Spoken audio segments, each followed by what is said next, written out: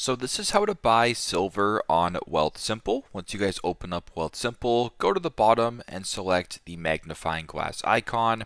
Once you're here at the top where it says search, if you just were to go ahead and type in silver like this, there actually isn't a way for you guys to buy like physically backed silver through Wealthsimple directly through commodities. Like for example, if you were to go ahead and type in gold right here, you can actually see gold, physically backed gold through Wealthsimple here through commodities. But instead, the workaround is you have to buy through a silver physically backed gold ETF. So, for example, a couple examples you guys can use here in Canada if you want. The first one can be SVR.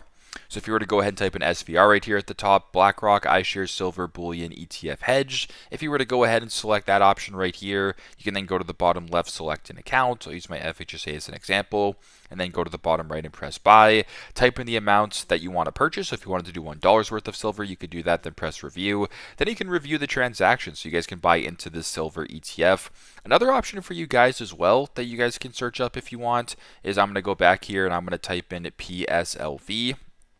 So once you're here, there's the Sprott Physical Silver Trust. You can buy this through the New York Stock Exchange or the TSX. I'll do the TSX as an example. Once you're here, same thing, select the account.